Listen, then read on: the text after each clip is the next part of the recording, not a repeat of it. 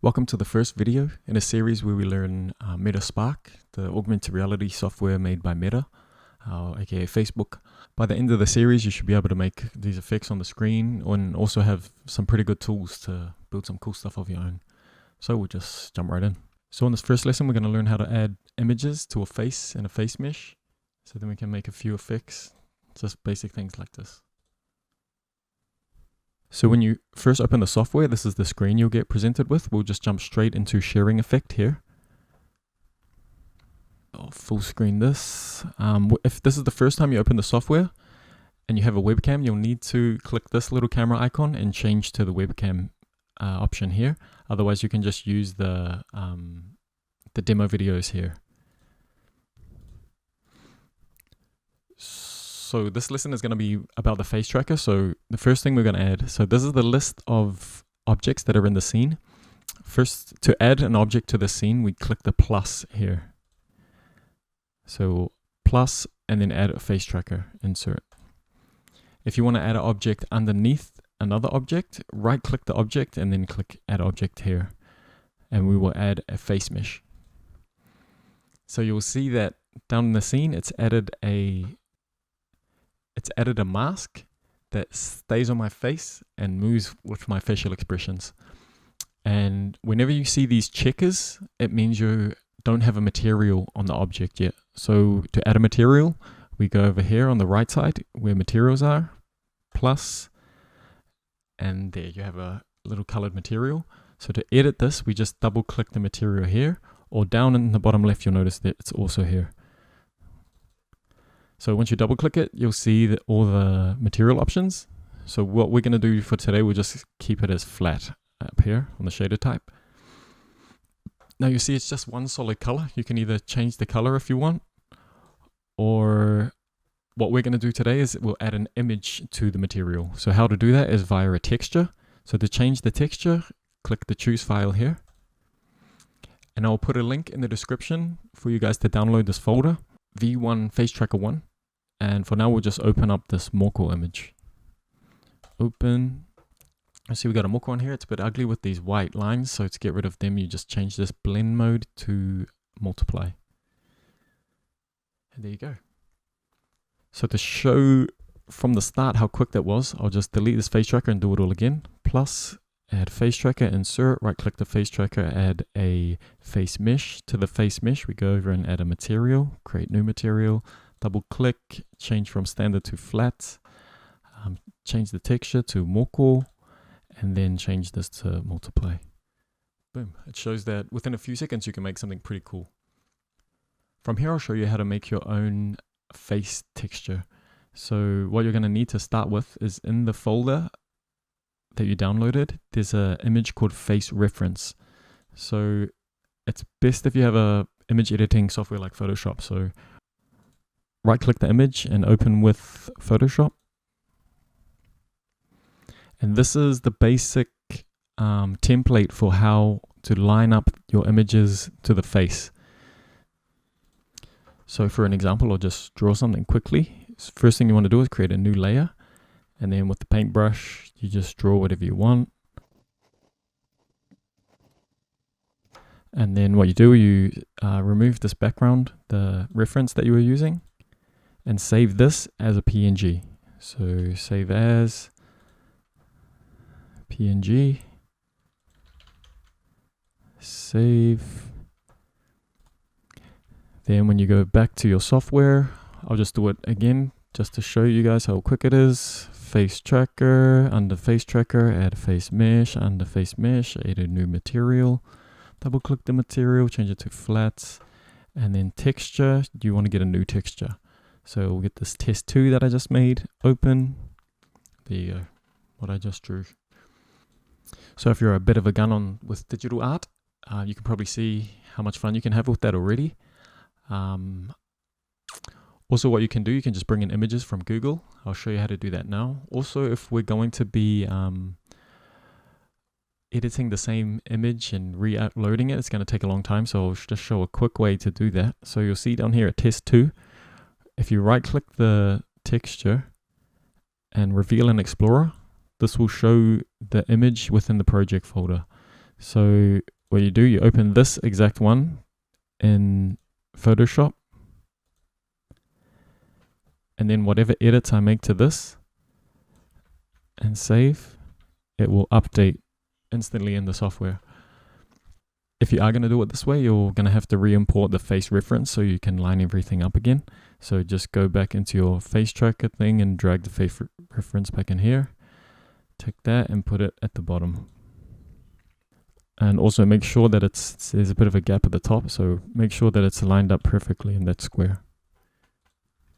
So to add images to this is pretty much the same process. You can go to the folder that you guys have downloaded, and there's a folder called random images. So go in here and you can bring in any of these just by, so let's just bring them all in. So select them all and drag and drop it into Photoshop. Then you just have to do the tick every time. Tick, tick, tick, tick. And then it's just a matter of arranging the images we want. So first I'll hide this layer that I drew and place these images around randomly. And then remove this bottom one. And now if you save it back to PNG over the test 2, you'll see that in the software it shows these white squares. So to get rid of, whenever you see white, like before we had with the Moko, you just go to the material. So click the face mesh, double click the material, and change the blend mode to multiply. Yeah, you got some random little tattoos there. I like to play with the opacity a bit as well. Well, then you can do the same with the anime ones. Show the face again. Then remove the bottom, Control S. Save it as PNG again over test 2, save. You have the anime one. So what you can do to, like I did, to get images like this, you can just go on Google, search tattoo sheet, and just have a look in here. And all I did was to just find random ones of these, copy it, and paste it in Photoshop, and then just cut. Use the lasso tool, and I just cut images out. Right click and layer via copy, and then you just do that many times and arrange them on the face. So some other ideas that you could research.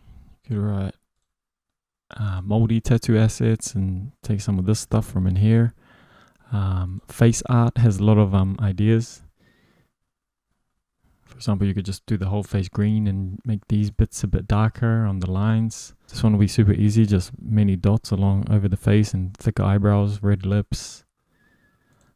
Sports face paint is also good and really easy. Like for example, this is just 3 colors all in a row.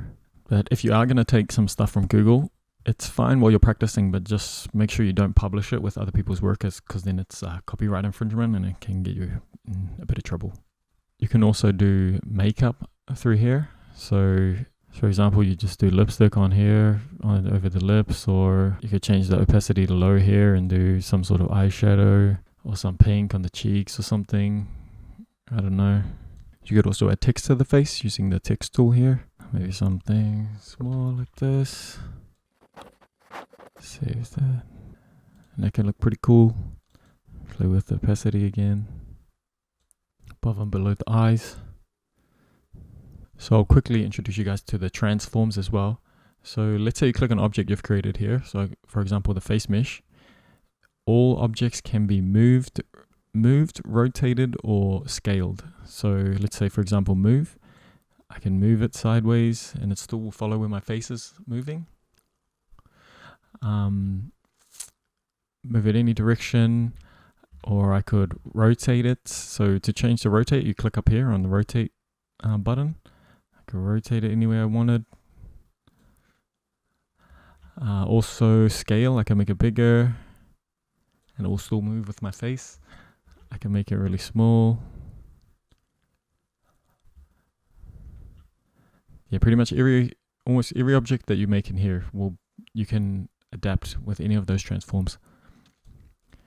So also what you can do, you could duplicate this mesh. So if you click the face mesh, press Control D for duplicate, then move it around. So back to the move one. Maybe duplicate it again, move this one around next to the face, and they'll all be moving with my face. So maybe I want to rotate this one, duplicate that, move it again, rotate it back. Then I have all the faces around. Maybe scale it. Yeah, just so many things you can do.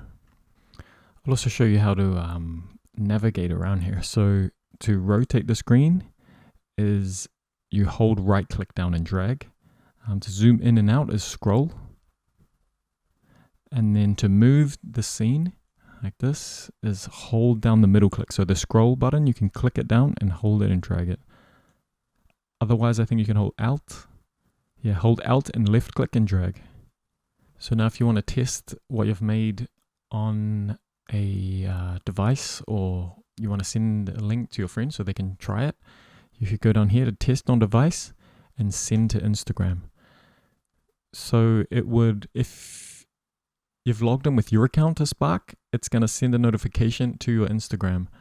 Otherwise, it'll give you a link here and you can just copy that link and send it to your phone, or you can copy it and put it into a QR code generator. The one I like to use is QR Monkey, so qrmonkey.com. So like I said before, you copied this link, go back to here, paste it in here, and create QR code. Then what you can do is you can scan that with your phone, and it will open it in the Instagram app. Also, you could take a photo of this QR code and show it to other people, and they can scan it with their phones, and it will open on their app as well. And yeah, that's all for the first video. Don't worry if you don't remember everything. I'm going to be reintroducing things as we go along as well. So hopefully you got enough skills there to go build some cool face meshes. Good luck.